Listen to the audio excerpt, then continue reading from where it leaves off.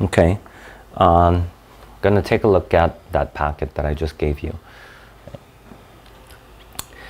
Okay, so yesterday, stuff we talked about, when you have a paragraph, you want to start off talking about, you can start off with the general sentence, just saying, okay, the author uses, let's say, I don't know, expert opinion. We use expert opinion a lot, right? So if you say expert opinion, then you want to quote that part right after that, right? So you want to quote it, but ideally, this should be like a paraphrase version, right? Paraphrased, but it shouldn't be 100% paraphrased. You want to pick words that are directly in the passage. So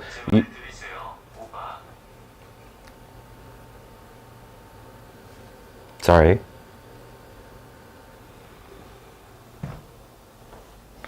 This happens in my other classes too. So you want to have like some paraphrased wording plus some direct quotes that you want to use. Okay, so these ideally should be some key words, right? And after you do the quote, then you want to discuss the consequence, right? By consequence, you guys should know what I mean by now. The consequence is the impact that that the writer wants to have on the readers. Okay, so notice how I said wants. The writer wants to have this impact on the reader. So it's his purpose in choosing these and making these specific choices. It's not, so you can't, don't say the readers will feel this way, or the readers are surprised by this, or something like that. Don't make any assumptions about what the readers are going to feel, because you don't know that, right? The only thing that we can know is the author tries to do something, right? So if your wording should be, all of your wording should be like that. And the most common one that you guys should be using is the author aims to, right? The author aims to, or the author attempts to, tries to, you know? So those words should be your bread and butter. So if you're having a hard time coming up with some wording, those are the ones that you should go to. So something like that. By verb ing, and this is basically gonna be a paraphrased version, paraphrase quote, right? So you're gonna have this paraphrase quote, and then the author seeks to. And then here should be the purpose. Okay, so this is the very basic form of a consequence sentence that you're going to be using. But I said, you know, the last time we read like this really lengthy essay on Bruni, that person, the essay writer, he precedes this sentence with some short general sentences. So if that makes you more comfortable, you can also do that. Those can serve as anchor points, but always remember that your sentences should be elaborated upon if you choose to use a general sentence or just like a vague or ambiguous word that needs some elaboration on. Okay, so after you do this, you can probably repeat it, right? You can use another quote after this, and then you can state another consequence or something like that, right?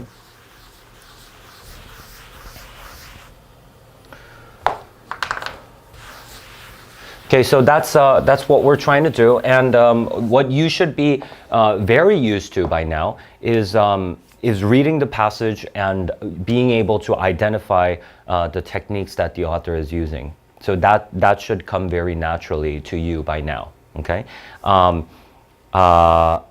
If not, fine. We'll try and practice it more. But so in terms of time, how much time would I spend reading reading the prompt, right? So once we start reading the prompt, it shouldn't take you more than 15 minutes. That should be max, right? Okay, so that's what you should aim for.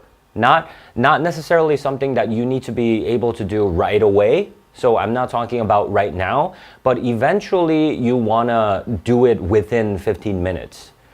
But spending only like 5 minutes, that's not enough either. I mean, that's too little time for you to actually come up with the thoughtful argument. So you want to spend at least more than 10 minutes, but so somewhere between 10 and 15 minutes, I would say is the ideal time you should spend on reading, okay? So let's take a look at this, this Jimmy Carter essay. So the title is it's a foreword to Arctic National Wildlife Refuge. Okay, Seasons of Life and Land, a photographic journey. Okay, so you can already sense that there's going to be a lot of I mean it's whenever someone's talking about the environment, and you know, I'm pretty sure that he's going to be talking about the environment, right? In that case, usually what's used most commonly in environment passages is imagery, okay? Imagery and some appeal to emotion, right? But that is going to always be coupled with some facts. I don't know if that's going to be the case here because this is the president talking. You know, I mean, yeah, he is a former president, but he has an ethos of his own.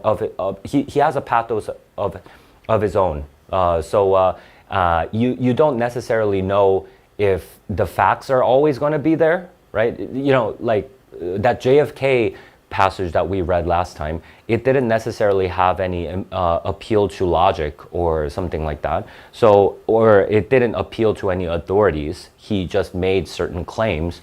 So we don't know about that. But wait, actually, we didn't take a look at the John F. Kennedy essay, did we? We didn't? Oh, we only read the first paragraph, right? Okay, so sorry about that. Okay, so let's go back and finish up that JFK essay. Okay, so we'll talk about that first, and then we'll move to the Carter one. Yeah, so yeah, sorry about that. Yeah, okay, so we took a look at the first paragraph last time, so we're gonna just start off reading the paragraphs. Right now, don't think too much about the intro. The intro is just gonna be simple, okay? So I mean, we'll talk about this more tomorrow as we end because it's no big deal. I mean, you should be able to do it quickly. Like if someone tells you what to do, you should know what to do.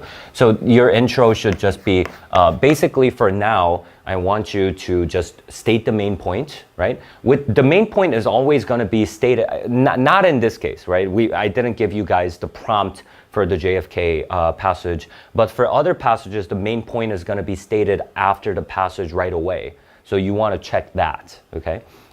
So you want to always read the main point. You want to read the main point before you take a look at the passage itself, right? All right, so here, this is the essay. So this is the first paragraph of what JFK does. Okay, so let's take a look. Perhaps the most necessary element which distinguishes a well-formulated argument from a mere exercise of rhetoric is the proper use of supportive evidence. Okay, so this is something that, I mean, this is something that I don't prefer doing. So this has nothing to do with the essay itself, but he's just explaining just a general fact. And I would actually advise against this because nowadays a lot of kids, they just have like some so-called templates that apply to that apply to all instances. Like you can't necessarily get a perfect score based on that template because you need arguments pertaining to the essay. You can't just mindlessly memorize certain sentences and then just regurgitate them. Like this sentence is something like that. You can use that in any instance and that's not going to count towards your points. Okay? I mean, it might have been so in the past, but now College Board is aware of these. So these kinds of general blanket statements that apply to all instances, you don't necessarily want to do that. But of which President Kennedy's address incorporates several examples. Okay, so what's proper use of supportive evidence? So I'll just say this is like his general point, right? So what's his general point? His general point is that JFK uses supportive evidence, okay? So this is just like his general statement. Now what do we need to see? We need to see the quotes, right? Okay, so what kind of evidence does he use? So I do want to see physical quotes here. So let's take a look. The first example he utilizes is subtle but powerful. Okay, it started off with the short sentence, right? So subtle. So he makes the point. Okay, so it's subtle but powerful. So I'm still waiting for that. Okay, so what is that evidence? What is that point? What is that subtle but powerful point that you're talking about? I want you to talk about it right away.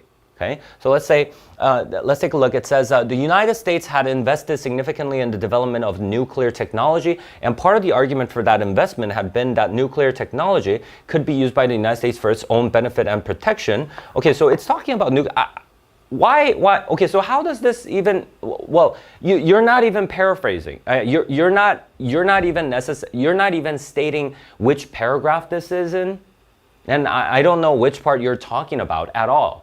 Okay, so this is not ideal at all, and you're just basically going on about whatever he was talking about. This is all just about a what the passage is saying. So that's something that you should not do.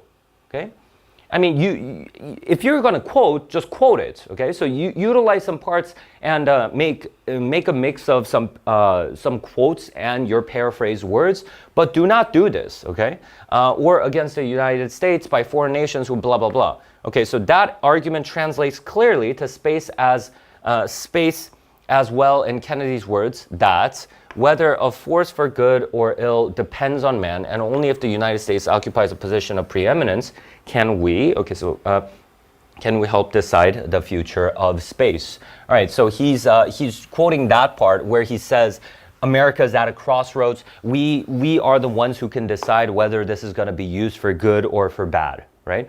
Okay, so what kind of effect does that have? A further piece of evidence, all right, so you don't have the consequence.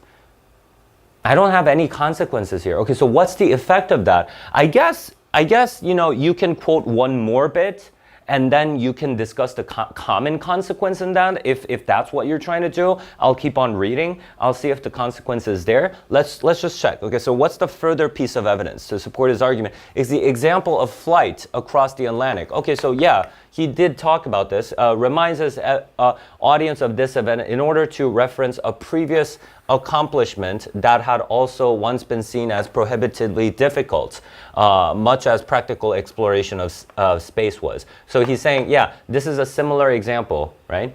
Flight across the Atlantic. It used to be that people thought that was stupid, but what did it turn out to be? It turned out to be good. Right, okay, so he paraphrased that. So this is a paraphrased quote of this, but okay, so what kind of consequence? So you need to discuss the consequence very specifically. It says in his address, Kennedy also what? All right, so if you write a paragraph like this, no matter how well you write it, I mean, so if you write like, I mean, it's not poorly written. The writing is okay, but you don't have any analysis here. Okay. This is, I mean, it's not a student. It's not written by one of my students, so it's from another source. So if you do this, you're gonna, the best you can get is a 4.24. Your analysis is just simply not there. I don't see anything here. Okay, so you need to discuss the consequence very openly. Okay, well, let's go on. Kennedy's mastery of persuasive rhetoric plays out not only in the evidence to which he refers, but also in the analogies. Okay, so this essay is just kind of a mess here. Okay, so this is what you don't want to be doing. You're just preoccupied with showing off your writing skills. It just kind of feels like that. Okay, so you're writing like really complex sentences and stuff, but you're only discussing the what's here.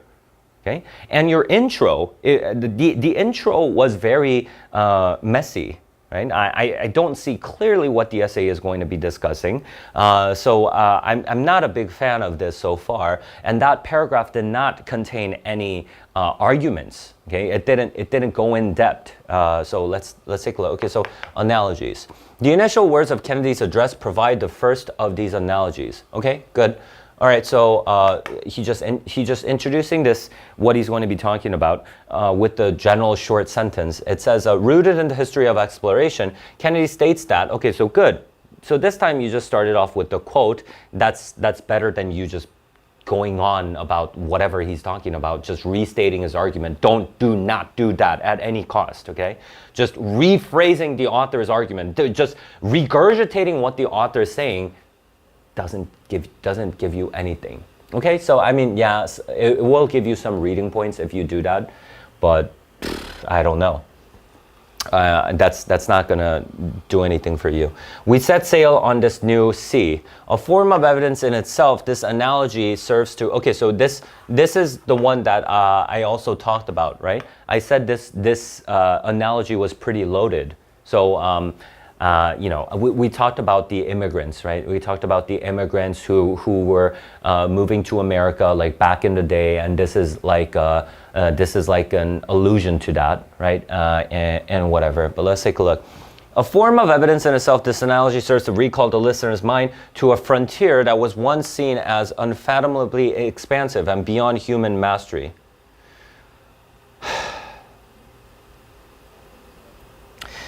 I mean, this is kind of off. I mean, is he just saying this in order to? I mean, okay. I mean, I won't say this is technically wrong. Like, you can have your own interpretation of this, but this is kind of off. He's not necessarily trying to.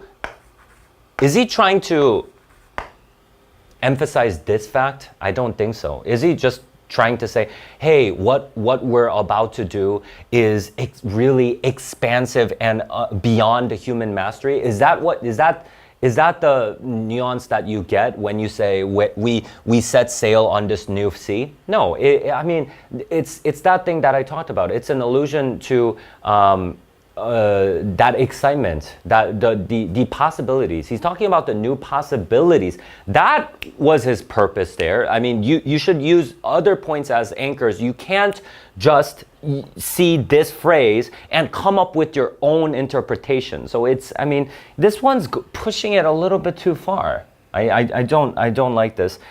Kennedy continues the sea analogy by saying that space may become a sea of peace or new blah blah blah, calling to the listener's mind the unpredictable nature of this. Really? Okay, so you see what he's doing so he's saying, yeah, so we're going on the sea. So is he saying like it's that unpredictable? Is that what he's trying to do? I don't think so. So it's more. All right, so I don't like what he's doing so far. Itself to be calm or horrifyingly volatile, as he suggests that the position of the United States in space exploration may decide the nature of this new frontier. Well, no, okay. So here's the thing. When we read the first paragraph, the impression that we got was, hey, we're going into this new field, right? It's open to new possibilities and that kind of stuff. When we need to be kind of careful because it can either go into war or it can either go into peace or that kind of thing. It's not necessarily saying, it's really unpredictable. This is something, I mean, that's something that he doesn't want to do, right? Like I said, Kennedy wants to convince his audience that going into space is worth it. If going into an expansive and something beyond human mastery and something unpredictable is his purpose, would the people agree that they want to go to space? No, right? I mean, like, his main point is that we should fund space programs, right? If taxpayers are, okay, so you're looking for someone that you can invest in, right? Okay, so you're trying to invest your money. So let's say you're trying to invest your money in this like new restaurant, okay? And then, so the restaurant owner comes to you, like you're trying to invest in that restaurant, and that restaurant owner comes to you and say, hey, what we're trying to do is really unpredictable. We might go out of business. I don't know. It's really unpredictable. Will you give your money to that person? No. I mean, and so this is it's wrong. Okay, actually, this is a direction in which you shouldn't take your essay. You shouldn't read too much into it. So what he fails to do is this. He forgets about the main point. The main point is we should fund space exploration, right? But if he says this is unpredictable, that goes against that. That's not going to serve him well in him delivering his main point. So, I mean, this is totally unwarranted. You shouldn't, so this is something that you shouldn't do, all right? So let's go to the next part. It says, Kennedy also reaches further back into the historical commonality of his listeners. All right, this is good. Historical commonality. I like this word a lot, okay? Yeah, because this is something that we've been talking about, right? He's talking about America's history, a nation of immigrants who came across the ocean, that kind of thing. So that's good. Of his listeners, as a analogously describes Houston as once the furthest outpost on blah, blah, blah, in order to call the listener's mind to the nature of change over time. Okay, I don't know exactly what you mean. I mean, I kind of get a sense of what you're saying, but I think you're going in the wrong direction again. Let's read. The Houston in which Kennedy gave this speech looked essentially nothing like the Houston of the Old West, and this analogy provokes the listener's imagination to project the possibilities for a new Houston. Okay, that's possible. I see what he's saying here. Okay, so this is a valid point. Okay, so he says, hey, Houston was once the furthest outpost. Okay, furthest outpost, and it's probably implied that it's not as well developed as it is back then, like during the speech.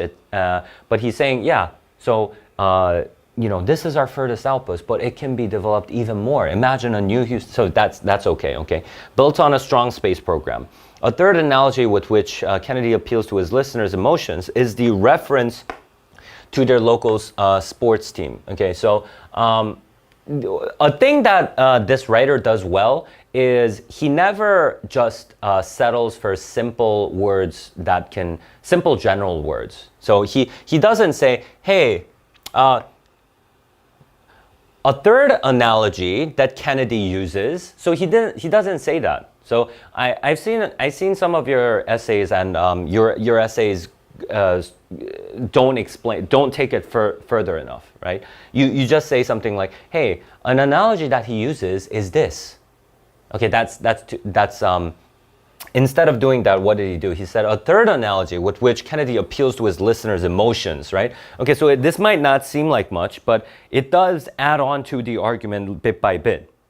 So you can always choose to modify the technique that you're trying to use, using another phrase, discussing some of its broad purposes, or discussing what it's actually dealing with. What is this? Why, as Kennedy asks, why does Rice play Texas? He seeks to raise a ubiquitous sense of pride many feel for their sports team. Okay, okay, so you're wrong. Okay, so this is just plain wrong. Because that's not an analogy. It's not an analogy. Okay, why? How is that an analogy? Okay. Why does, I mean, he's just trying to make a broad point using a specific example. It's not an analogy per se. An analogy is where you use something else. I mean, talk about something else when you're trying to make a point. When I'm trying to make a point about the SAT, I use the golf analogy or something like that, right? I always talk to you guys about golf, right? So that kind of thing is an analogy. This is not. Is this an analogy? Come on, no. It's not, it's just wrong. So potentially you're going to get points off if you do this. Okay. All right, so let's take a look at the next paragraph.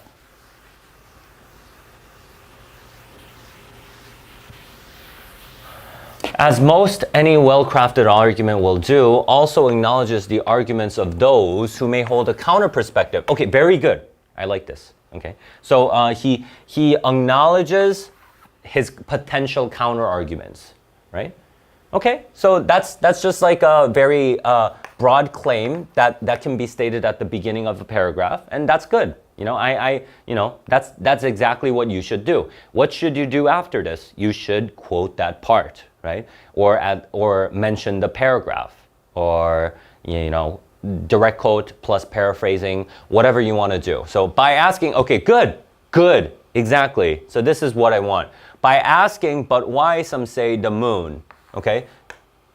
So some people are going to say, hey, why the moon, right? So yeah, this is him exactly doing this, acknowledging people who might have a counter perspective. So good job. On this part, okay, good. So let's see where it goes. So by doing this, okay, so what's going to follow after this? I'm going to see the consequence, right? So if there is a consequence, I'll be happy here. He introduces a potential counter argument that, okay, so this is just describing what he's doing, so I'll let this go. Okay, but I want to eventually see the consequence. What's the effect of this? Okay, so what's the impact of you recognizing what some people are going to say? Like we talked about, the effect is going to be something like, it builds your credibility, like because you're aware what the other people are going to say, right? So, we talked about this, right? If you don't do well on your test and your mom says, hey, why did you mess up on your test? And you say, Mom, I know I messed up, but I know I've been a really bad student, but I'll do better next time. That's better than just saying, I'll do better next time, right? Just the mere fact that you recognize what your mom's gonna say makes your argument more credible. It's telling the other person that you're aware of the opposing viewpoints and you thought about it, but nonetheless you came up with your own, but with the same conclusion, despite the opponent's view. So that's good. That's something that I'm expecting here. Okay. That the goal of reaching may be arbitrarily lofty. Okay, so what he did was why some say the moon. Why is rephrased as arbitrarily lofty, but that's not true. Okay, so this is a wrong instance of rephrasing. That's not their point, okay? So they were simply asking, hey, why the moon, right? So what are they doing? So they're questioning kind of like his purpose. They're not necessarily saying it's lofty. What does lofty mean? Lofty means something that's really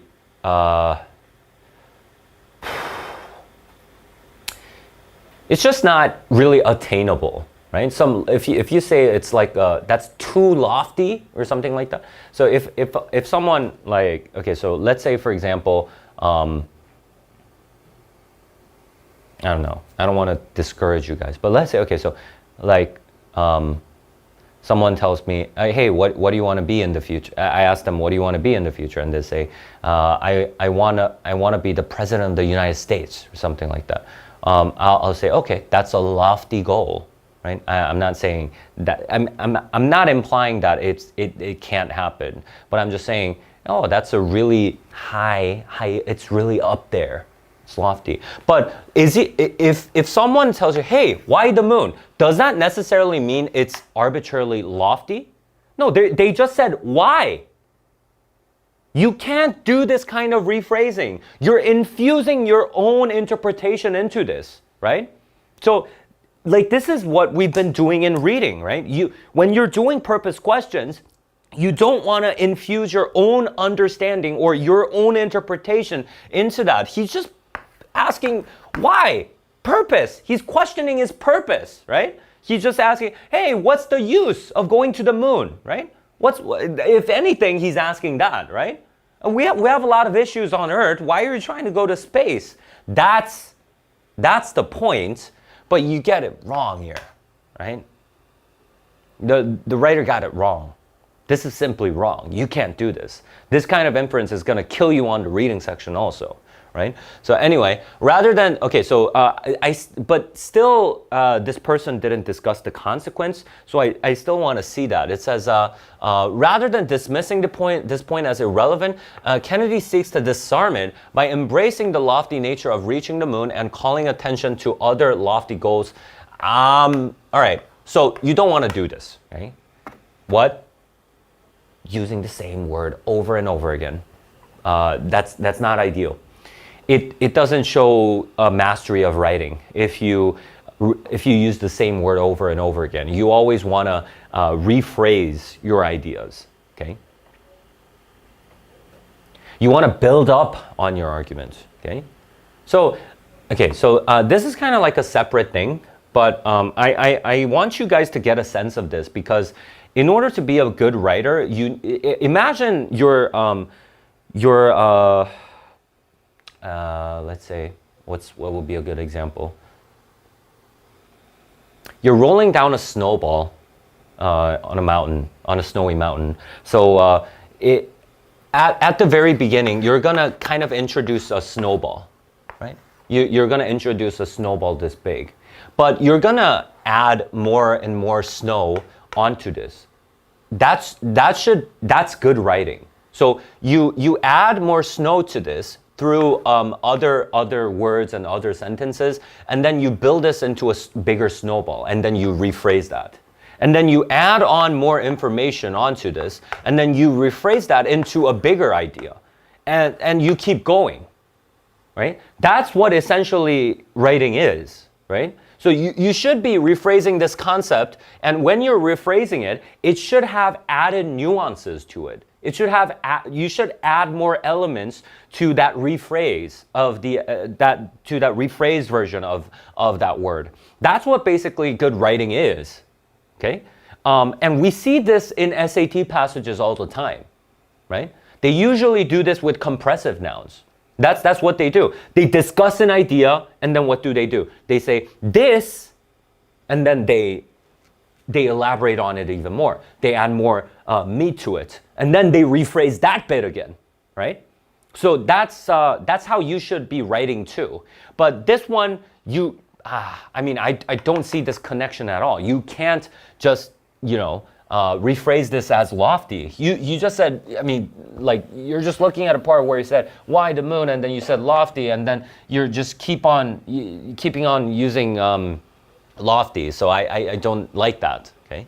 Anyway, Kennedy seeks to disarm it by embracing the lofty nature of reaching the moon. Where is this? Okay, so I want to ask this person, okay, so where does he embrace the lofty nature of the moon? I want to see the quote right after this. Okay? This is an unwarranted statement. I don't see this, right? Where does he embrace the lofty nature? I don't see it. Do you know what I mean? If you're going to say something, use a quote. And calling attention to other lofty goals deemed worthwhile, such as to climb, and then, he just moves on to another quote, as if nothing happened, as if he didn't make an unwarranted claim here. So, I don't like this, right?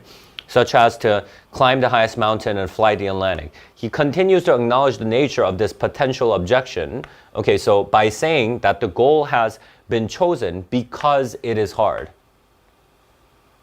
Okay, so this one, it is true, right? This one is kind of like a backward argument, right? He acknowledges, no, it's not. It's just rephrasing what he did. Sorry, forget about that. So yeah, we have this general claim, and then we have the quote, right? Okay, so what's the effect of this? I want him to discuss the effect, and therefore will serve to blah, blah, blah, blah, blah, blah, blah. Okay, so what's the effect? Another possible counter-argument, what? Okay, where's the consequence? Okay, what's the effect of Kennedy recognizing the potential counter-arguments? You need to discuss the impact, right? So what was the impact of embracing a counter-argument or actually acknowledging it? Well, in essence, it just boosts your credibility, right? It's just pointing out the fact that you're aware of the potential counter-arguments. And if you're aware of the potential counter-arguments, it makes you seem more balanced on the matter. And despite the fact that there are potential counter-arguments, you came to that same conclusion, right? So it boosts the strength of your argument that way, right? So that's what this person should have been discussing. So, but I don't see that anywhere. And that he's just going on with another example and another example. Okay, so another possible counterargument addresses that we are behind in manned flight. Again, Kennedy could have easily attempted to dismiss this argument by protesting that the gap is small, but he instead chooses to affirm the objection by stating, we will be behind for some time. Okay, so what does that do then? What's the impact of that? Having fully acknowledged the strength of this potential problem, okay. Kennedy then proceeds, what? What? All right, so this is just, you know, when I'm expecting a consequence, this person just moves on to a new point, right? Moving on to new quotes without fully explaining it. So I don't see any kind of analysis here. I mean, there is some analysis, but, okay, so I mean, if I were to give this a grade, you know, if I were a grader, and I can give him my own grades, I would give him a 1 on the analysis. But, you know, on the SAT, you would probably get a 2, right? So, I mean, it would be like a 4.23 or something like, I don't know. No, actually like a 3.24 or something like that. I mean, his writing is okay. Like, okay, his writing is okay, but some of the parts he just got wrong. Right? I mean, you're just making unwarranted claims. And you're making too many inferences in some parts. Just by looking at, you know, why the moon, you say, it's arbitrarily lofty? No. Okay, so let's be sure not to do that. Okay, so let's take a look here. Difficulty of dissecting an address like that of blah, blah, blah is final example. All right, so, you know, this person just it's not clean, right? Even the conclusion, he's just blabbing. I mean, I don't know, blabbering about some whatever. The power of Kennedy's address can be most clearly in the interwoven nature of its elements. I mean, just sum the points up, but I mean, this is a little bit too much. Okay, I'm not so happy about this essay. Okay? So. Why did I use this example? Because I mean, if it's long and if it's well written meaning it uses a lot of fancy words. It seemingly has a lot of complex sentences and stuff like that. You guys think this essay is good, but it's not, right? Actually, it would be better to just write very simple sentences and you know, make the right arguments. That's more important than just it's not a I don't know, it's not like a boasting contest where you just try to showcase your writing skills. It's not that. It's not who can write the most fanciest sentence. No, it's not that. It's about whether you can make the right arguments, whether you can look at the prompt without any kind of logical leaps, if you can make warranted claims instead of unwarranted ones. Okay, so this one, not a big fan. Okay, so let's take a look at the Carter essay, the Carter prompt. So so the first thing that you should do is turn to the next page, right? Turn to the next page and look at the question, right? Why are we doing this? Because the main point is gonna be written here. It's always gonna be here, okay? So what's his argument? Jimmy Carter builds an argument to persuade his audience that the Arctic National Wildlife Refuge should not be developed for industry. Okay, so he's saying, hey, we shouldn't develop this for industry, meaning like, you know, get rid of the forests, you know, build buildings there and whatever, right? So he's saying, let's not do that. Let's preserve right? Let's preserve the refuge, right? The wildlife refuge. That's going to be his main point. Very simple, right? It's really simple. So it shouldn't be hard to write. Like his argument is very straightforward. Let's not develop this place, right? Let's not develop this place. All right, so let's go to the passage now. Take a look. All right, so what is he going to do in the beginning? So we talked about this before, and numerous times, what does the beginning of the essay do? It lays the foundation on which his argument is going to be based on, right? So something like this, right? Remember, let's say like that. So I guess you guys would remember this passage the best, right? Let there be dark, right? You guys remember this? Let there be dark. This guy was saying, hey, we need more natural darkness. Light pollution is hurting us. Let's take measures to introduce more darkness into our lives, right? So that was his argument, right? What do you do in the beginning? Introduce a problem, right? Present this as a problem. But a lot of people make the mistake of saying something like this. He makes the argument that natural darkness should be preserved in the beginning. No, he doesn't. In the beginning, they don't make their main point. In the beginning, they never make their main argument. It's not their primary purpose, stated overtly, explicitly in the beginning. It's never like that. Well, sometimes it might be, I don't know. But usually what the case is they build it up, right? So they lay the foundation of the argument on which the argument is going to be built upon, right? So what's the foundation of let there be dark? Like he says, hey, this is a problem. Not a lot of kids are going to know, right? Not a lot of kids are going to know what darkness is like, and potentially we can get sick, we can get all these diseases. So he's setting up that problem, and then he puts his main point, saying, hey, so we should try to rid of light pollution or something like that. So that's going to come later. So his main point is what? It should not be developed, right? We should not develop this refuge, right? So let's take a look at the first paragraph. It says, the Arctic National Wildlife Refuge stands alone as America's last truly great wilderness. All right, so you see him setting this up? Do you see him setting this up? What is he saying? He's saying this is a wonderful place. This is a great place, right? Did he say it shouldn't be developed? Did he say this yet? Not yet, right? So in your essay, you shouldn't say something like, he makes his main point, he gets his point, he argues his point that the refuge should not be developed in the first paragraph by stating how great it is. No, he didn't. He didn't yet. He didn't introduce his main point here. You know what I'm saying? Okay, so let's read it. The magnificent area. Okay, so do you see the diction here? Truly great, magnificent area is as vast as it is wild, from the windswept coastal plain where polar bears and caribou give birth to the towering Brooks Range, where dull sheep cling to cliffs and wolves howl in the midnight sun. All right, so this is all imagery, right? So this is he's trying to paint a picture in our heads, right? So not everybody's been to this place, right? We've never seen this place, but so what is he trying to do here? So if you look at like polar bears, what do you think of polar bears?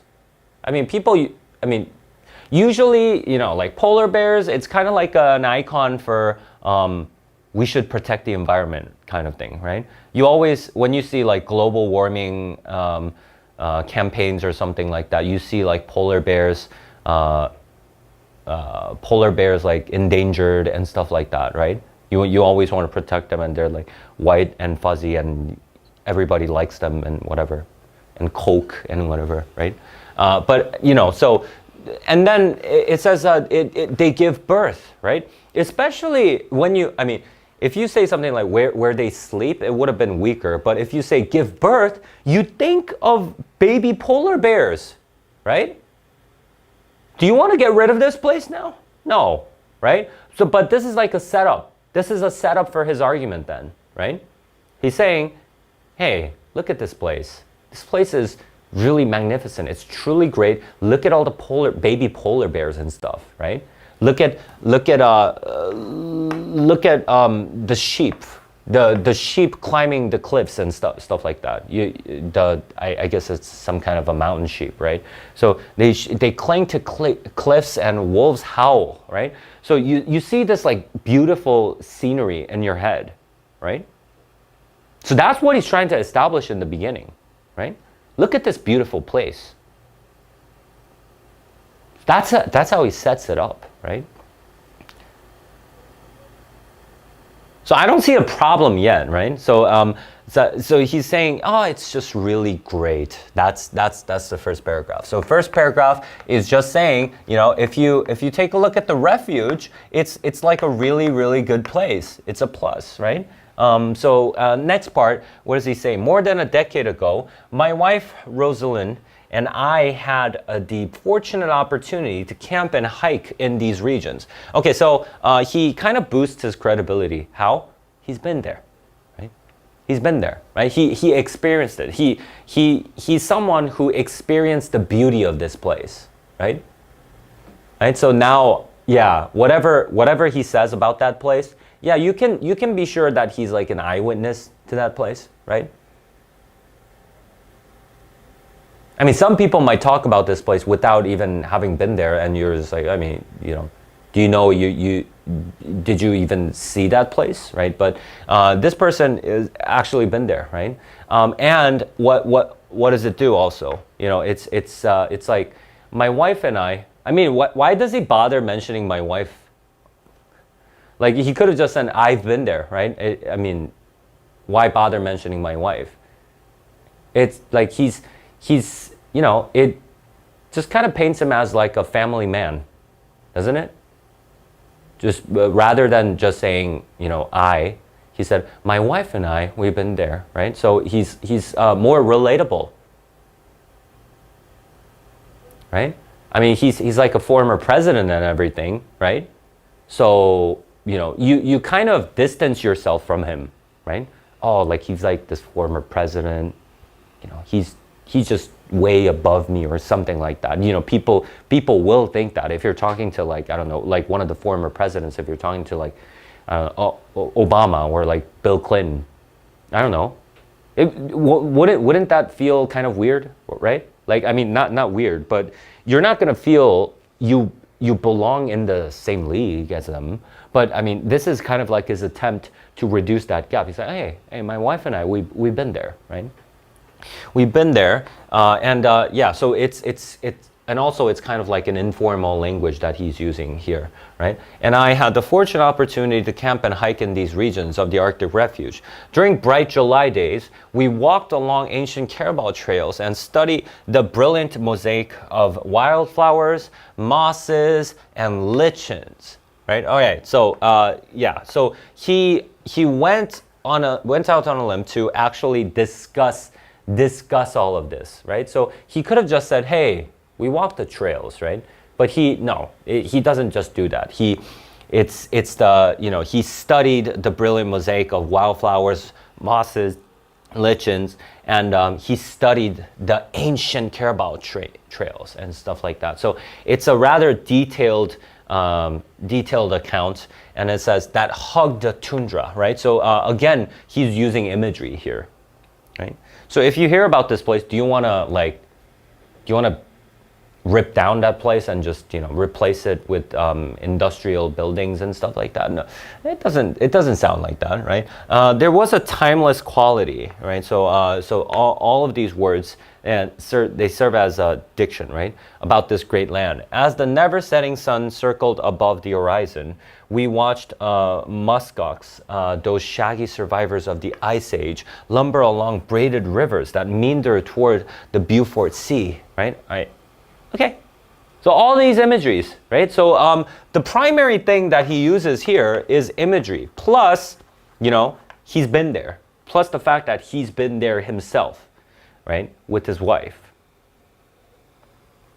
So you can see where he's going with this, right? So I'm going to have an easy time describing the first two paragraphs here. So how are we going to describe it? I mean, I guess you can talk about the imagery. That's like the most obvious thing. So let's think about the consequence of imagery. What's the consequence going to be of imagery?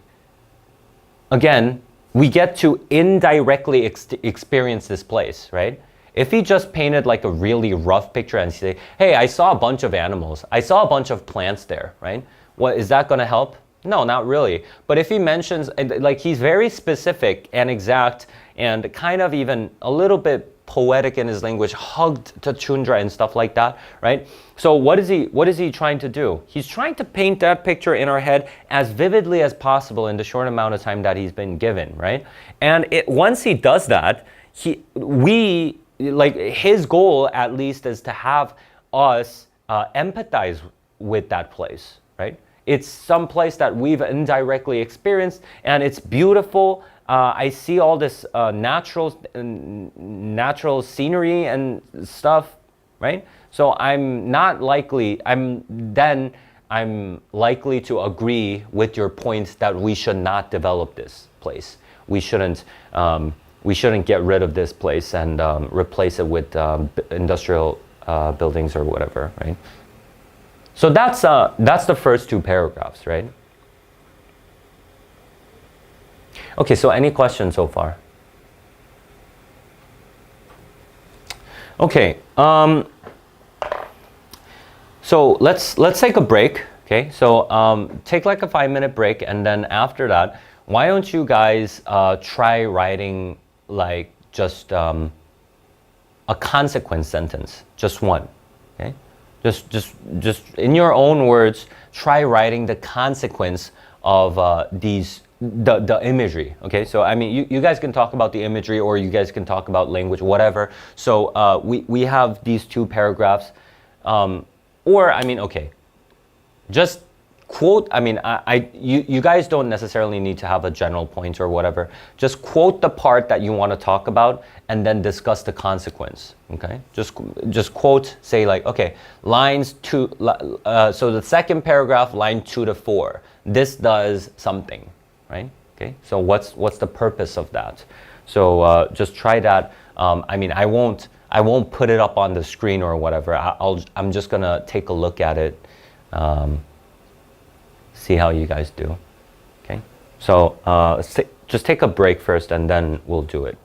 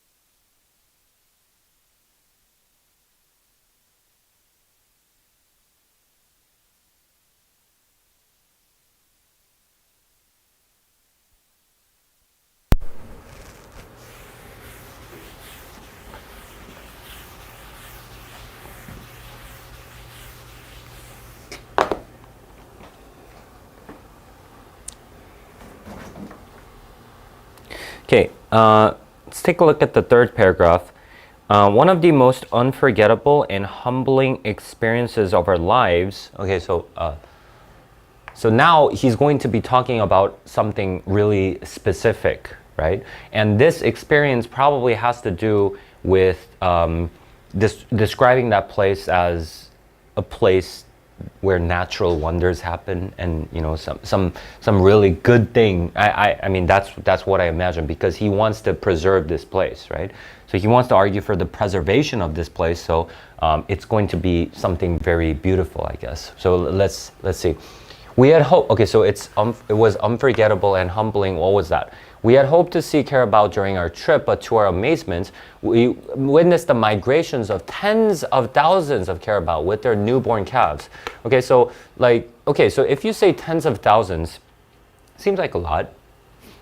Seems like a lot, and they're all they're moving, right? Okay, so what's potentially going to happen to these? I mean, we didn't get to the main point yet, but we know what the main point is, right?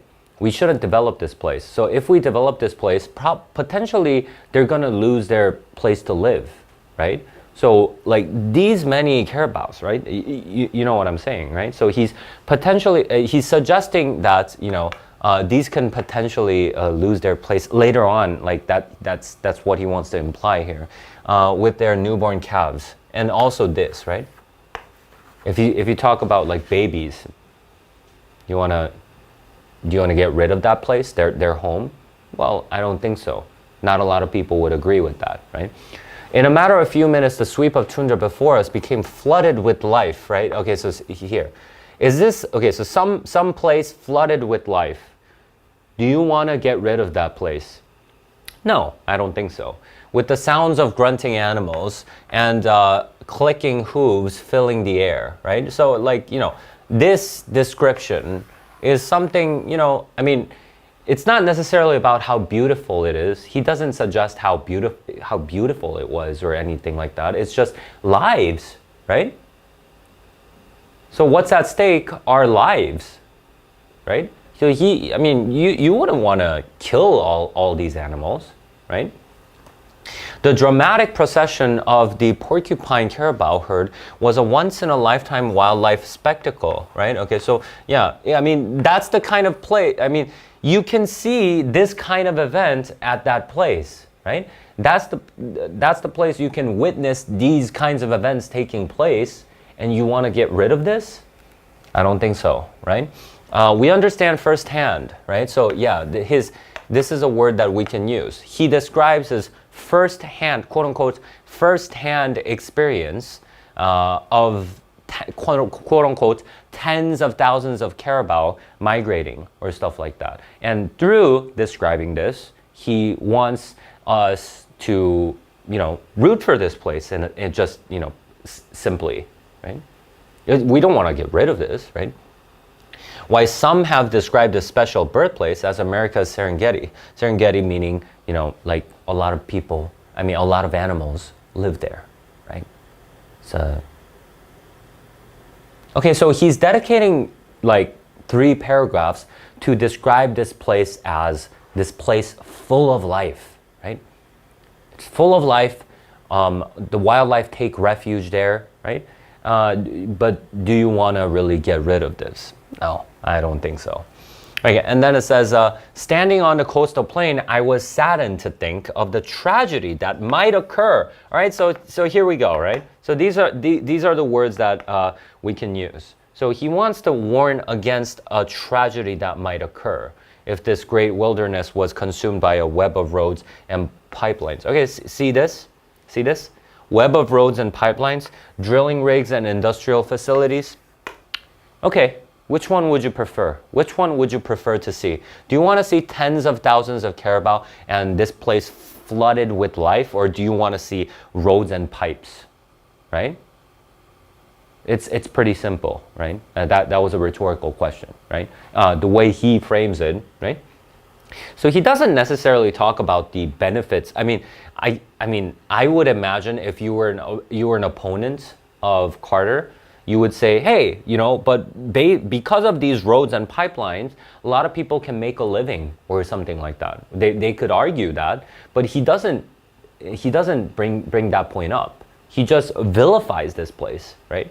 Basically, I mean, not this place, but he vilifies this development. It's a very contrasting image.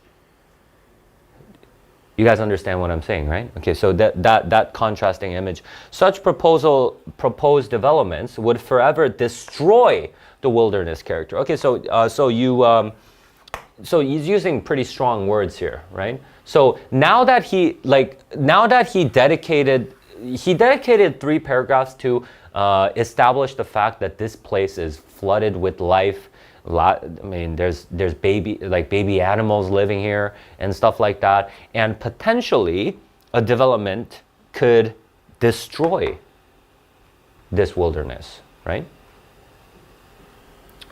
Of America's only Arctic refuge and disturb countless numbers of animals that depend on this northernmost terrestrial ecosystem, right? Yeah. So he doesn't want this happening, right? So this is a potential problem that can happen, right? So the potential problem that can happen is if we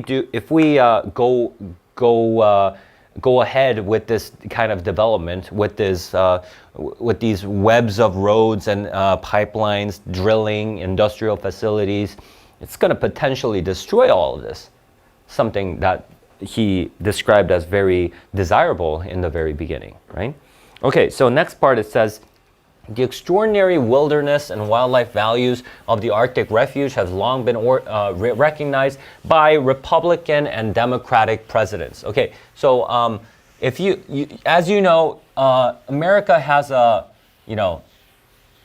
it's mostly a two-party system. You have 2 major political parties, and they disagree on a lot of matters, right? Usually they disagree, right? Most of the issues they disagree. But what about on this issue? It's not a political issue, right? So by saying this, he's saying, yeah, hey, this is not like a political issue. People on both sides agree that people on both sides, they recognize the values of the Arctic refuge. So he's dismissing the notion that it's a political issue, right? He's saying, yeah, you can be a Democrat, you can be a Republican, but Republican presidents, they all valued this place. Democratic presidents, they all valued this place, right?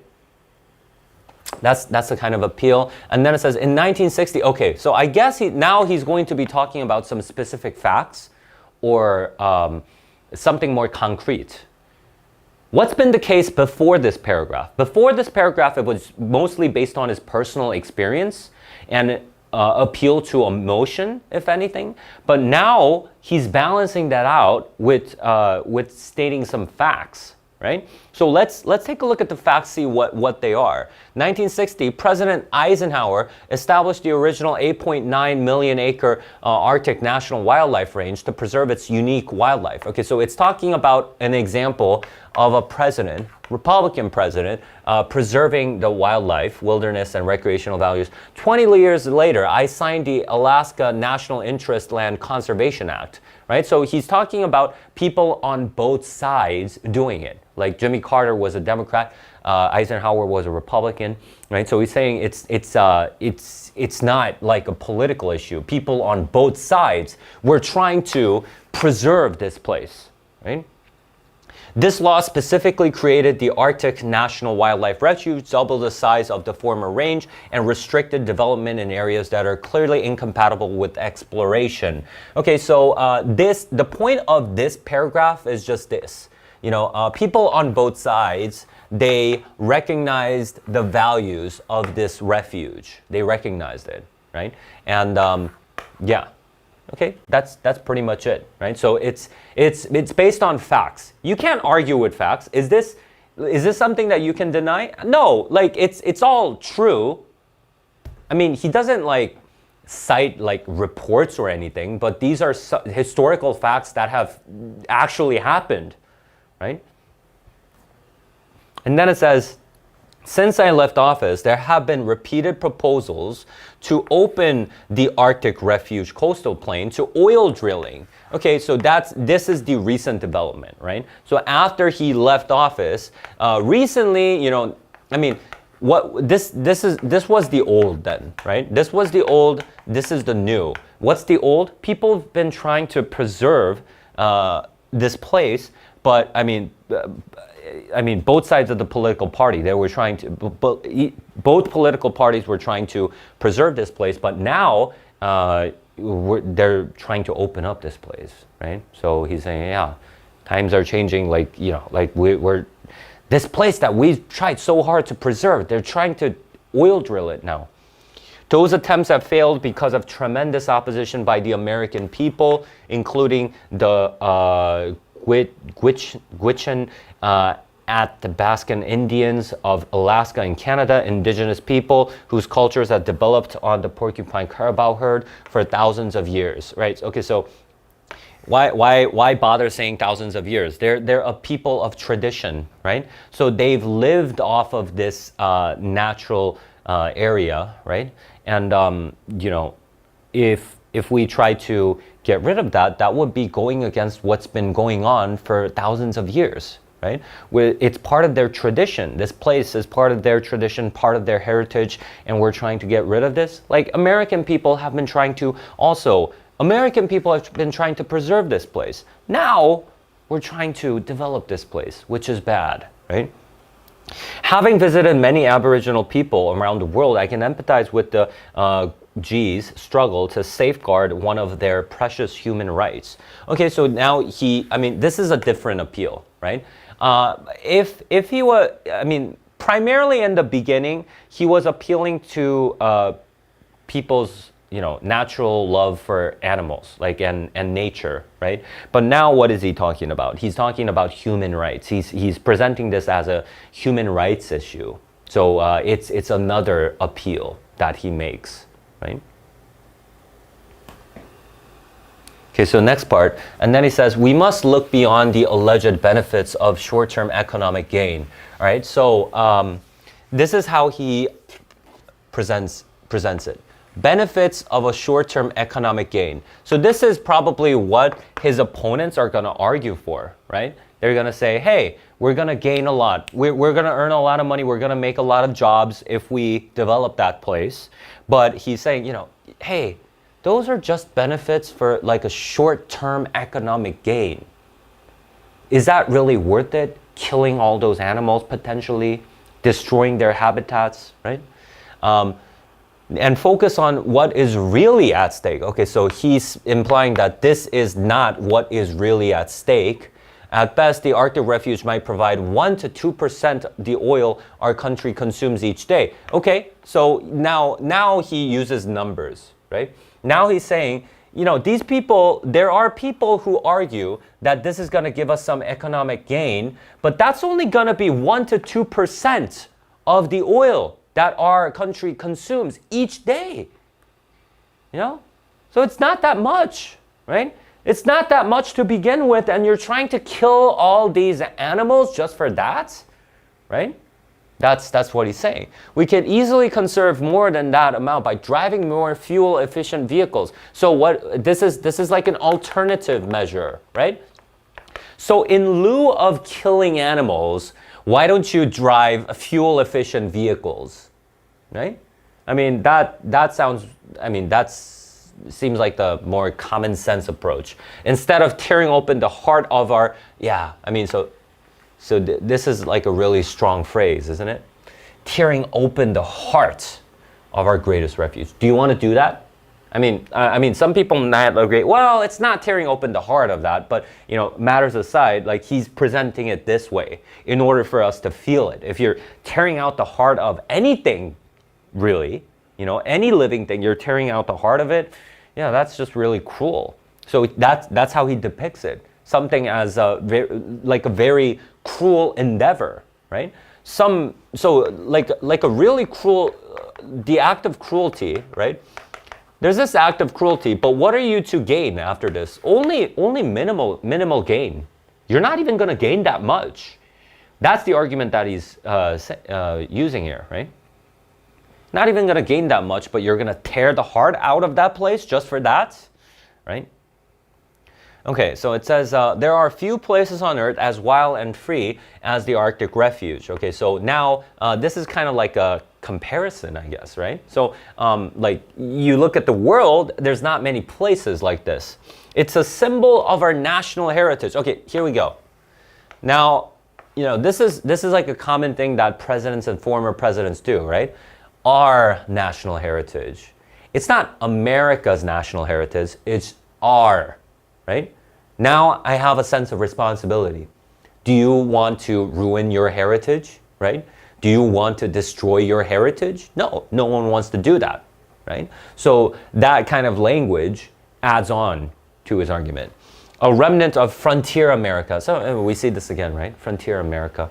A remnant of frontier America that our first settlers once called wilderness. Little of that precious wilderness remains. So, like, you know, we don't even have this much to begin with right now, right? Right now, we only have so little of that, right? We don't have much. It will be a grand triumph for America if we can preserve the Arctic refuge in its pure, untrammeled state. Okay, so it will be a victory for America if we can preserve it. Yeah. So this is how he's presenting it, right? It's not just a matter of like political issues. It's not a matter of differences. If we do this, this is going to be a win for America, right? You see that appeal? Appeal to patriotism, right? That's what he's doing here, right? He's framing the matter in such a way as to argue that we're doing this for our country also. We're doing this for our heritage, right? It's not just a matter of, I mean, yeah, you get to save like tens of thousands of animals, but also it's about America, right? You get it? All right. To leave this extraordinary land alone would be the greatest gift we could pass on to future generations. Oh, this too, right? Who doesn't care about future generations? I mean, I guess you guys are too young to think about it, but you know, like people who listen to the speech, yeah, they're probably going to think about, yeah, it's for our children and grandchildren, right? And our great-grandchildren, right? We would be robbing them of a gift if we get rid of this place. Right? And so a lot of different appeals here, right? Towards the end, he kind of shifts the issue. In the beginning, he was talking about, yeah, hey, we don't want to kill these animals. This place is flooded with life, right? You know, you would potentially be killing all these animals if you do that. That would be bad. And, you know, for what? For only like a short-term gain? That doesn't make any sense. So that's kind of like a logical appeal, right? You're not even going to gain much. You're just going to kill all these animals? That's not worth much. Logical appeal. And at the end, a more emotional appeal and say, hey, this is for our country, right? This is for our country. This is for our future generations, right? It will be a win for us if we get to do this, right? If we get to preserve it. Okay, so any questions? You guys never have, I have yet to have a question in this class. No questions? No? Okay, let's take a look at one essay, but actually I want to take a look at essay number 2 first, okay? Because essay number 2 is written by one of my former students.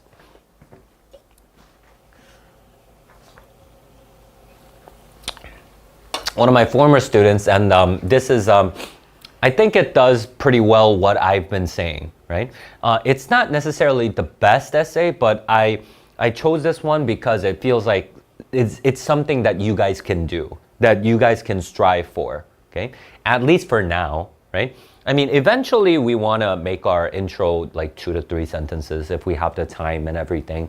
But okay, so let's take a look. So this is just going to be like just think of it as a very bare bone structure, but the arguments, like none of the arguments are going to be off. Like the arguments are all like they all hit the point. There's no unwarranted arguments. There could be some places that need improvement, but let's focus on what it does well, and you guys should at least benchmark this essay, and then just, this is what you should go for now, okay? All right, so let's take a look. Carter successfully builds his argument that, okay, and then we have the main point, right? Arctic National Wildlife Refuge should not be developed for industry. So this is just the main point, just stated verbatim, right? We have this at the end of the prompt. And then what does he say? Utilizing personal anecdotes, okay? Yeah, so this is point number 1. Elaborate just juxtapositions. Okay, so good. This is point number 2. And connotative diction. Okay, good. Right? So this is exactly what we talked about, right? So this is probably going to be the first 1 or 2 paragraphs in the beginning, and this is going to be like the body part, where what's he going to juxtapose? I don't know. And the diction, that's going to run throughout the essay, right? So let's take a look. Okay, after Carter establishes the Arctic National Wildlife Refuge as America's last truly great wilderness, Carter proceeds to a personal anecdote. Okay, so this is his general point, right? But this point, right? This point, I mean, it's just mentioned in passing, right? So he says this establishing something means like he says this is this, right? He defines Arctic National Wildlife Refuge equals America's last truly great wilderness. So after he does this, he moves on to a personal anecdote. Okay, good, right? So this is just a claim, right? So what do we need to see? I want to see the personal anecdote elaborated upon, okay? In which he had okay, so like this sentence contains the quotes in the first sentence also, right? In which he had the fortunate opportunity to camp and hike in the Arctic refuge. All right, so, okay, so this anecdote. All right, so, okay, so this is an anecdote, but what are you going to talk about? I don't know yet, all right? So next part says, his description of the place consists of splendid imagery. Okay, good. So we kind of added on, like, so personal anecdote, but within that personal anecdote, you have all these splendid imageries. Okay, so what are these imageries? But I don't know what these are, so I need for this writer to elaborate on this imagery that aims to underline the desirable qualities. Okay, so I guess this is the primary consequence, that primary purpose or consequence that this imagery is supposed to have. But what are they? Okay, so here they are. Here are the imageries, right? The brilliant mosaic of blah, blah, blah, blah, blah, the lumber, blah, blah, blah, blah, blah, and blah, blah, blah, blah, blah, right? Okay, so we just listed it, plain and simple, right? Good. So this does this, but this is a little bit too general, right? So you need to kind of elaborate on that, and I hope the next sentence discusses the consequences in greater detail. So it says, in his portrayal of the refuge, okay, so the portrayal of the refuge. So splendid imagery and then portrayal of the refuge is implied. Okay, so what's implied? The appealing virtues of the wild and nature. Okay, so so this is what he's trying to underline, right? The desirable qualities are rephrased here. So it's rephrased like this, right? So it says in the beginning desirable qualities, and then we move on, say, hey, appealing virtues of the wild and nature. Okay. Hey, okay, let's go on. Let's see. Carter seeks to. This is good. This is just a plain consequence sentence, right? What does he try to do? He seeks to use this anecdote as a foundation upon which to build his argument. Okay, good. So he uses this as a foundation. How does this tie into the main point? That's what this sentence is trying to answer, right? How does this relate to the main point? Well, this is a foundation, right? This is his basic premise. Okay, so how does this, what's his argument? The encroachment, which would be described in the following paragraphs on such a terrific scenery full of life, would be hard to be seen in a positive light.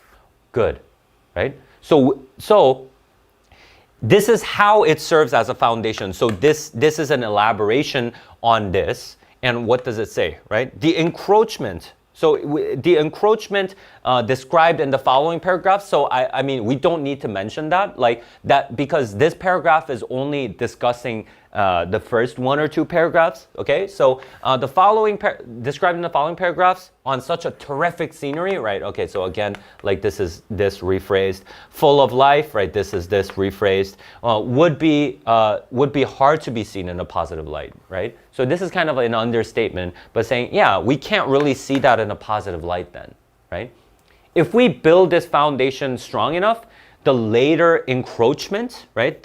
What's encroaching? Like impeding, like kind of like invading on, right? The invasion that we discuss later, we can't see that in a positive light. That's the purpose of this paragraph, and that's exactly why, right? This is what we discussed also when we were reading this, right? Yeah, so we can't see that invasion as good anymore, right? Okay, so next paragraph, what does it say? Okay, so this is the part where we're going to be discussing the juxtaposition, right? Juxtaposition. Okay, so what kind of juxtaposition are we going to be talking about? So this can be anything. So let's take a look. Carter impressively, okay, so these are the kinds of words that you can use. Just throw it in to add a little bit of style and tone into it. Impressively juxtaposes words, sentences, and paragraphs. Okay, good. So this is what I told you guys to do, like back in first class, right? Paragraphs in a careful and meticulous manner to achieve certain effects. Okay, so this is a very general sentence, right? I don't know what these certain effects are, but it's fine because it's going to be elaborated upon later, right? Okay, so what kind of effects is it going to have? Well, first of all, I want to see what the juxtaposition is though, right? I want to quote that first. So let's see. In describing the tragedy of this great wilderness, okay, Carter chooses to position different kinds of proposed developments that include these, right? Blah, blah, blah. Okay, so this choice serves to further reinforce the contrasting imagery of the cold industrial connotation of the proposed developments. Okay, it's talking about how the placing of this and this and this, it's all next to each other, right? So we see that bit just, like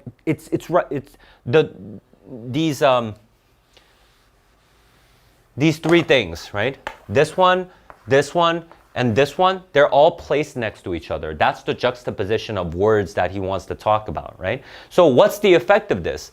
It reinforces the contrasting imagery and of the cold industrial connotation of the proposed developments, right? So it reinforces that cold imagery, right?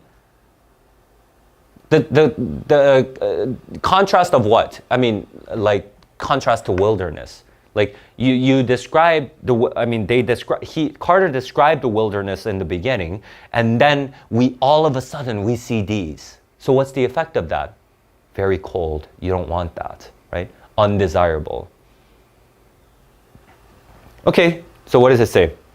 To Carter, these are the unwanted intruders. Oh, so this is good, right? So this is how Carter feels, right?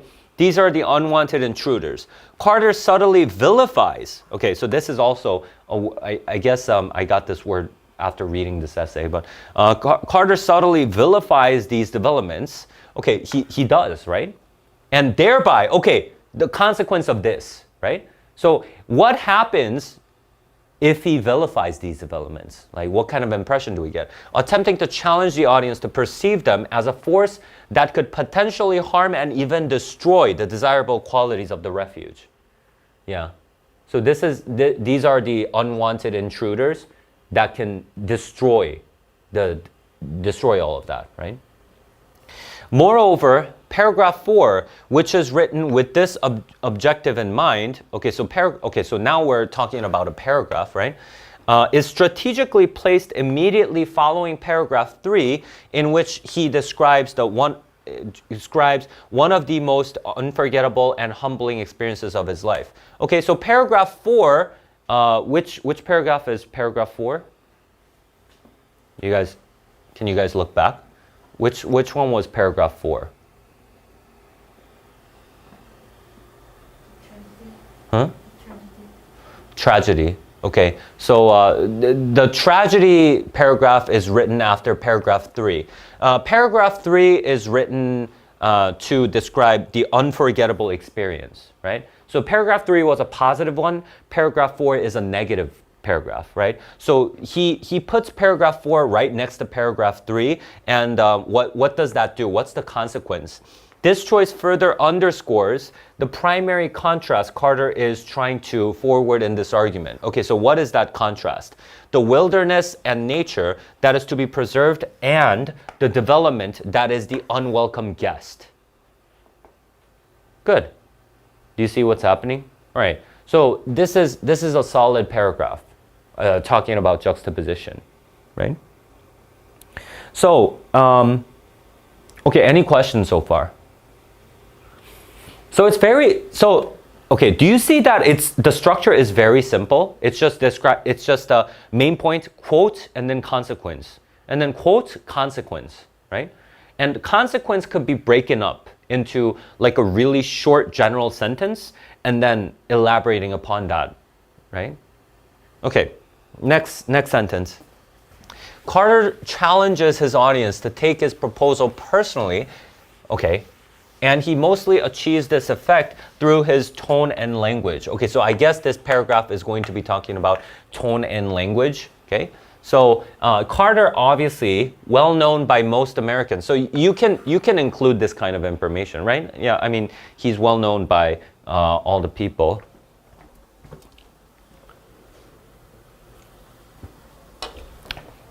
Attempts to capitalize on his eminence, okay? Capitalize on his well-known, his eminence, yeah? Okay, so how does he do that? The passage consistently uses personal pronouns such as I and we, and Carter even goes out of his way to include them at each and every chance he gets. Okay, so he wants to use the word I over, he does, right? He does use it over and over again. So how does that, that, and this essay is saying that capitalizes on his eminence, right? So if, people mostly look up to you, right? I mean, people, they see you as a reputable source, right? And he's saying, hey, I think this is the case. I blah, blah, blah, blah, blah. I think this. And people are going to say, okay, yeah, if you think that, I'm probably going to agree with that. Yeah. So that's an effect. I mean, we didn't talk about it when we were reading the prompt, but it is a fair point, right? And then it says, although he does mention some statistics and facts in paragraph 4 and 5, he chooses to forego inextensive use of them. Okay, so he does not do that. That's what this sentence is saying. Instead, resorting to personal stories and personal opinions. Okay? So it says, I signed the Conservation Act. I can empathize with the blah, blah, blah. We must. Okay, so what does that do? Then we need to discuss the consequence. With this choice, Carter aims to, okay, so again, we're using aim, right? So, but, one thing about this essay, I think we used aim before. So I guess switch it up. So aims to, seeks to, and then he just maybe later on just don't do that. Carter depicts something in a way, or he presents himself as just say Carter presents himself as another relatable fellow, right? I mean, you can think in your mind that this is a consequence sentence and tell yourself, yeah, it should be in the form of Carter tries to do something. What is he trying to do? That's how you should think, right? What is he trying to do? What's his end goal? Right? That's always what you should be keeping in mind. Anyway, so it says, as another relatable fellow American to his audience, in order to maximize the emotional appeal that his argument has. Yeah, okay, good. Right? So he's just saying, hey, we Americans need to do something, right? And people can empathize. Relatable American, right? It's good. Carter wants to present the Arctic refuge as a heritage that should be fought for by all Americans when he says it is our national heritage. Okay, so this is a rather advanced writing because he chose to mention the consequence first, right? And then he quoted this part, right? So he wants to present the refuge. He wants to depict the refuge as this when he says this word. And it is a triumph for America if we can preserve the Ark of Refuge. So this is like a very good example of quoting, right? So, you know, you're not necessarily quoting the entire blob, but you're selectively quoting with your own words. So you're selectively quoting the parts that can further highlight your the parts that you want to emphasize. Okay, that's good. And then I didn't include the conclusion. Okay, so so this is a really good example. You would get like 433 or 43. Perhaps like some graders might give you 433 and potentially 443 or whatever. Right? This is just my guess based on, you know, my students' essay scores. So this is pretty good if you could do this on test day.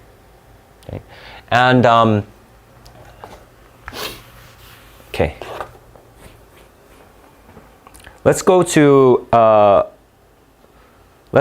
essay number 1 then. Let's take a look at this passage. This passage, I'm not sure. I'm not sure if it's I'm not sure how well it's written.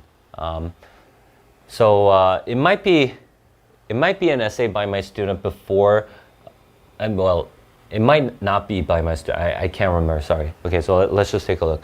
In his foreword to a wildlife photography book, former blah, blah, blah, blah, blah, provides a stalwart defense of the refuge. Okay, so this is his main point, which is the unique home, blah, blah, blah. Okay, so main point, but it's elaborated upon. Carter uses logical reasoning. Okay, so this is his first point. Appeals to ethics and emotion. Okay, so this is number 2. Personal anecdotes. Specific references and data to help. Okay, so it's talking about 4. All right. So let's take a look. Okay, so he picked 4. We'll see how he does it. Maybe one of his points is just like a quick setup towards the beginning. So and that it is, right? So you should always, like, I mean, we discussed this, but your first paragraph should always discuss the first 2 paragraphs, because that's going to talk about the setup. That's going to force you to talk about the setup of the prompt, right? There's always a foundation on which the writer builds his or her argument. So you should always use the first 2 paragraphs in your first paragraph, and this it did. So that's pretty good. In his first paragraph, he introduces his reader to the Arctic refuge, calling it great, magnificent, windswept terrain where majestic animals roam, blah, blah, blah, blah, blah. Okay, so good. All right, so this is a mix of quotations and is paraphrasing, and this is okay, right? Okay, so this is, he does this. He does this, but I don't see the point. So what's your point? What are you trying to say? What are you trying to say? The vivid imagery in this paragraph draws in the audience and makes us feel as if we are there ourselves, taking in the spectacular scenery. Okay, good. Good, but if I can say anything about this, you don't have enough quotes. Why? Because where's the vivid imagery? If you want to say vivid imagery, you need to substantiate that. Why do you think there's vivid imagery? Which part made you think that there is vivid imagery? I mean, it might seem obvious, but you need to mention that. You need to quote that part, right?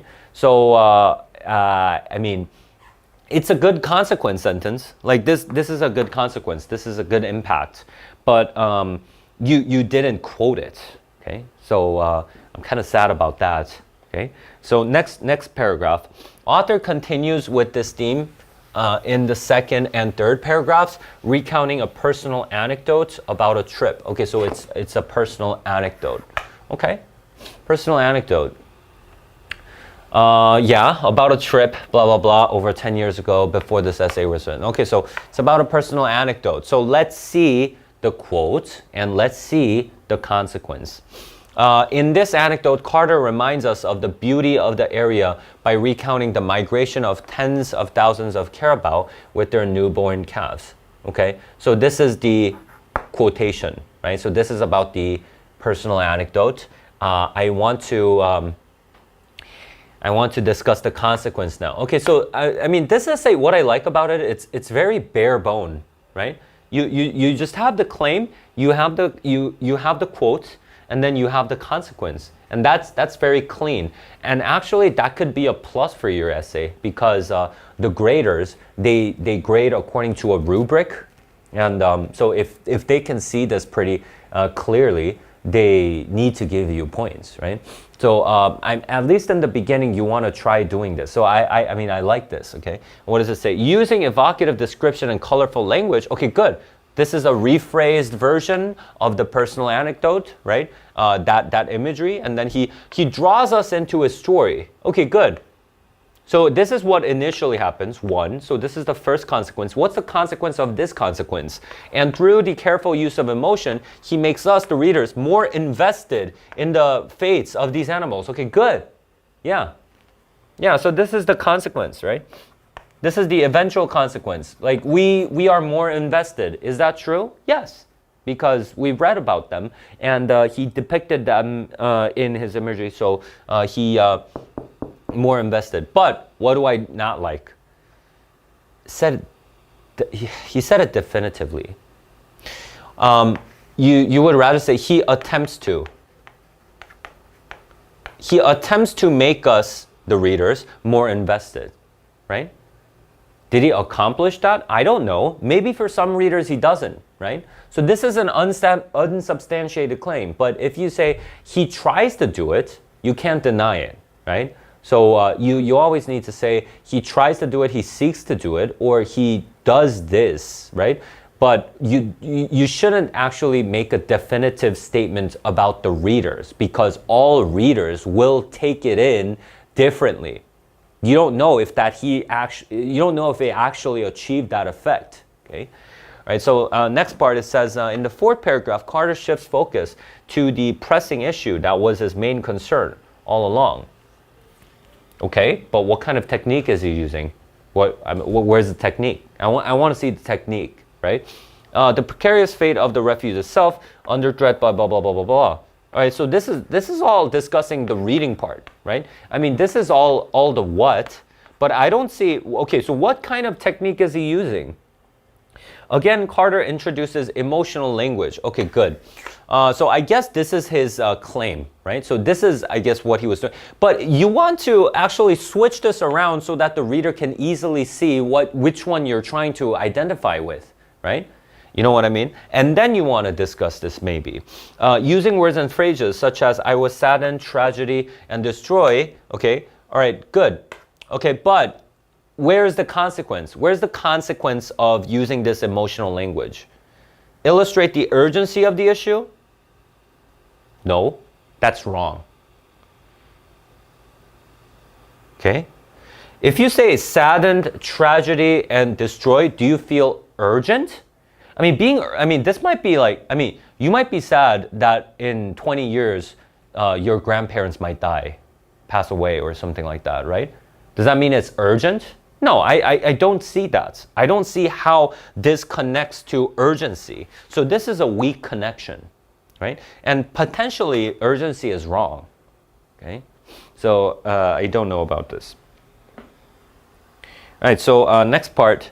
By the time the reader arrives at paragraph 5, the author has strategically moved away from appeals to emotion and towards appeals to logic and ethics. Okay, so I guess this is the part that we're going to be discussing now. Okay, so appeals to logic and ethics. Explaining to us that the unique value of the Arctic refuge has long been recognized by both blah, blah, blah, blah, blah. Okay, so how is this logic and ethics? I want you to make that connection. Because I don't know.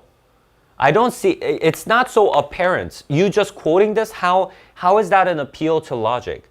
Carter recognizes the power of emotion as well as its ineffectiveness, I guess, when overused. So he wisely pivots to a new strategy by citing facts and figures rather than opinions. Okay, but where are the facts and figures?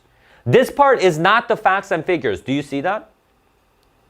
he reaches across both sides of the aisle by explaining that the continued effort in blah, blah, blah should be and has been a bipartisan process. Okay, so this is also what we talked about. But think about this. Where's the facts and figures? Where's the logic connected? It doesn't connect. It doesn't connect to the quotes. And he doesn't state the effects. Where's the consequence? I don't see the consequence. Do you see what I mean? Okay, so you said facts and figures, but where's the facts and figures? Okay, so that's wrong, okay? Paragraph number 6 is part factual, part ethical. Okay, I don't know what you mean. What do you mean the paragraph is ethical? That's I don't understand. I honestly don't. Okay, so that's ethical means it's ethical, it's morally right, but what do you mean paragraph 6 is morally right? 도덕적이다? Paragraph 6은 도덕적이다. What does that even mean? Okay, come on. Carter explains that since his term in office, there have been multiple attempts to begin oil drilling in the refuge. Okay, so I guess this is the part that is factual. But this entire thing is paraphrased, which is undesirable.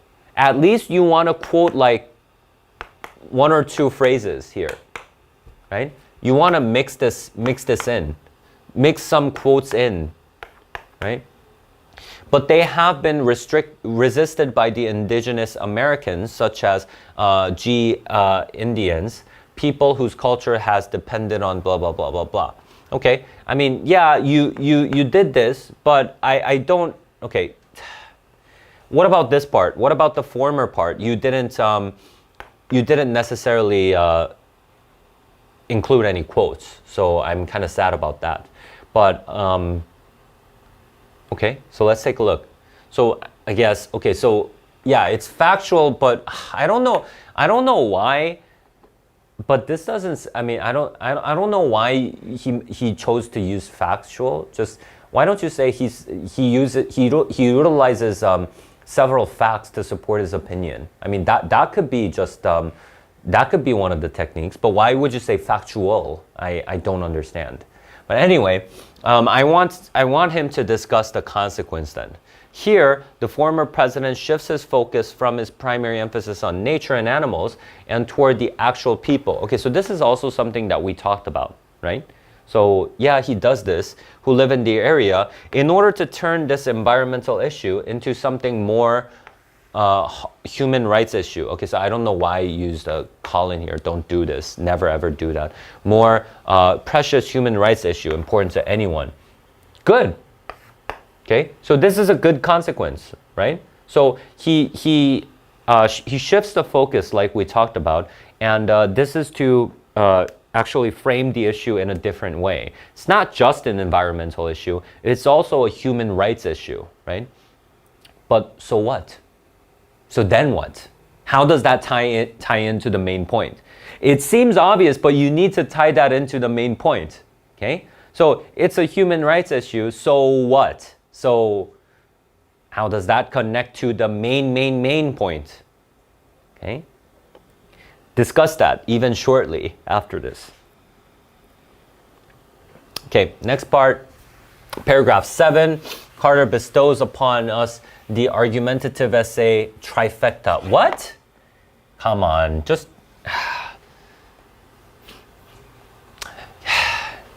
and don't try to be cute. And don't say logos, ethos, and pathos. Okay? Just, I don't know. Whenever someone says it, they have a tendency not to explain it. Okay? Whenever you use a term, you just feel like, oh, okay, I explained it enough. But okay, that's not the case. Okay. Anyway, but let's see if he expands on this. First, he breaks it down for us from a logical standpoint using data. Okay, so using data, and he says, might provide 1 to 2%. No, you're wrong. You're wrong. It's not data. You don't know what data is. What's data? Something very concrete, like from a report, like something that people actually measured. But this is his guess, right? I mean, just because he mentioned numbers doesn't mean it's data. Do you know what I mean? It's not actual factual information. It's just his guess. He's just saying, yeah, maybe 1 to 2%, right? But is that something you would qualify as data? No. I mean, you can say he uses numbers, like he gives us like a sense of how much it is, right? I mean, if you say 1 to 2%, you get an idea. Well, that's not a lot, right? That was his aim. It's not data. Come on, right? You see what I mean, right? It's not data, which illustrates to the reader the relative unimportance. The consequence is right, though. Relative unimportance, right? If you say 1 to 2%, the effect of that is, oh, that's negligible. That's nothing, right? So the relative unimportance of the refuge from an economic perspective. What? Relative unimportance of the refuge? That's just plain wrong. It's not saying the refuge is unimportant from an economic perspective. It's saying exploiting that place will not give you anything, right? So that's also logically wrong. Then he shifts to ethic. What? All right, so I guess he just kind of lost it. Then he shifts to ethics, telling us, okay, so this essay, it's not necessarily pinpointing like 1 or 2 strategies that he uses. It's going by paragraph. So this is a strategy that you don't want to be doing. But I guess he did have some clean paragraphs where he just had the main point, quote, and then consequence. But he didn't do that consistently. Okay. So you guys always want to think in that mode, okay? You make the main point, you quote it, and then you discuss the consequence, okay? So anyway, telling us that this difference can be easily made up for through a modicum of mindful conversation. What? Finally, he gives us some more burst of emotion, warning against tearing open the heart. Okay, so good. This part of the refuge, an expression that pulls and punches in terms of its emotive content. Okay, so you're not saying much. You're not saying much. You're just saying it has an emotional impact, but you need to elaborate on what kind of emotional impact it has, right? It sounds cruel. That's the thing we talked about, right? It sounds cruel and inhumane. Right? Something that a normal person would be very reluctant to do in any circumstance. That's how you should explain it. You shouldn't just say, hey, this is very emotionally powerful. That means nothing. Okay? So it didn't explain it. Right? Okay, so final 2 shorter paragraphs are his summary paragraphs. Okay, so we'll stop reading here. Okay, so anyway, so this essay, it was kind of a mess. In the beginning, some of the beginning paragraphs were pretty good, right? When you make certain, your connection should always be very clean. You don't want the graders to think that there's a loose connection because that's where you're gonna get your points off, okay? Like here, for example, it's not the relative unimportance of the refuge, right? For all we know, the refuge could be worth millions of dollars. But what he was saying was 1 to 2% is what you're gonna gain out of developing this place, right? So he was saying, you're not gonna gain much even if you develop this place. That was his point. It's not saying the refuge is unimportant. So that's just wrong. I mean, I think he just worded, he knew that when he was writing it, but just it was lazy wording. Right, but you see what I mean, right? Okay, so I want you guys to write an essay on this. Okay, so 3 paragraphs on this, and then we'll talk about what you wrote tomorrow, and yeah. Okay, so it shouldn't take you, I mean, it shouldn't take you more than 20 or 30 minutes. Just, I mean, don't stop yourself. Just go. Just go at it, right? most common mistake you can make in writing is, like, at least when you're starting off, like, since you guys don't have a chance to write a lot, you guys always stop yourselves. Like, you write something and like, that's stupid. You erase backspace, backspace, backspace. That's a bad habit. You guys should get into the habit of just writing, okay? Do not stop yourself, okay? Okay, any questions?